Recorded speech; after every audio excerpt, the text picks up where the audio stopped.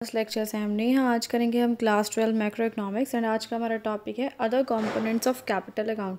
And guys ये notes चाहिए, description में लिंक मिल जाएगा, वहाँ से आप नोट्स डाउनलोड कर सकते हैं। तो सबसे पहला अपना हो गया एनआरआई डिपॉजिट्स, यानी जो एनआरआई लोग होते हैं उनके डिपॉजिट्स, उन्हें जो पैसा जमा करवाते हैं हमारे इकॉनमी में, हमारे देश की इकॉनमी में, वो सभी चीज़ें इसमें आती हैं। Only such NRI deposits are to be considered which are made in Indian banks or domestic economy. So इसमें कौन से NRI डिपॉजिट्स हम लेंगे जो कि अगर NRI ने किसी ने भी हमारे इंडिया के बैंक में पैसे जमा करवाए हैं या हमारी डोमेस्टिक इकॉनमी यानी इंडिया की इकॉनमी में पैसा इन्वेस्ट किया है, वही कहलाएगा NRI deposits. Money sent by NRIs to the families in India are to be treated as current transfer. अगर कोई NRI है, उसने पैसा भिजवाया है अपनी फैमिली के पास जो कि इंडिया में रहती है, उसे करंट ट्रांसफ़र माना जाएगा और वो करंट अकाउंट में आएगा, कैपिटल अकाउंट में वो चीज़ नहीं आएगी। नेक्स्ट है बैंकिंग कैपिटल। इसका क्या मतलब है? It refers to the foreign assets held by the commercial banks.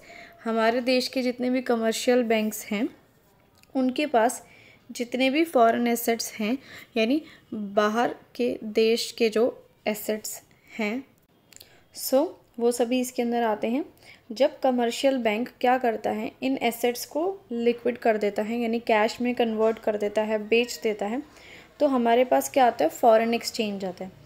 ठीक है, इनफ्लो मतलब हमारे देश में आना, फॉरेन एक्सचेंज यानी बाहर की करेंसी हमारे देश में आती है, हमारी डोमेस्टिक इकॉनमी में, हमारी इंडिया में आती है और बढ़ जाती है इससे हमारी फॉरेन करेंसी। ठीक है, आगे बढ़ते हैं। नेक्स्ट है आपका शॉर्ट टर्म ट्रेड क्रेडिट। ये पॉइंट क्या कह रहा है? ये शॉर्ट टर्म ट्रेड क्रेडिट कैसे अराइज होता है? ये on purchases of international market without making immediate payment. आप इंटरनेशनल मार्केट से कुछ भी खरीद रहे हैं लेकिन आप पेमेंट नहीं कर रहे हैं तुरंत। जैसे आपने कुछ भी खरीदा, इंपोर्ट कराया, लेकिन उसको पैसे नहीं दिए, its repayment leads to the outflow of foreign exchange. और जब पैसा आप रीपे करेंगे, यानी आपने चाहे 1 लाख का सामान लिया, उसको कभी ना कभी तो लौटाना पड़ेगा, रीपे करना पड़ेगा, तो इससे क्या होगा? आउटफ्लो ऑफ फॉरेन एक्सचेंज, यानी आपके पास जो फॉरेन एक्सचेंज था वो बाहर चला जाएगा, दूसरे देशों में चला जाएगा, क्योंकि आप पेमेंट कर रहे हैं दूसरे देशों को। सो ये जो है नेगेटिव साइन में आएगा। जब inward flow of foreign exchange होगा, यानी बाहर के देश से पैसा कुछ हमारे देश में आ रहा है इसी चीज़ से, ठीक है, तो ये पॉजिटिव साइन के साथ होगा।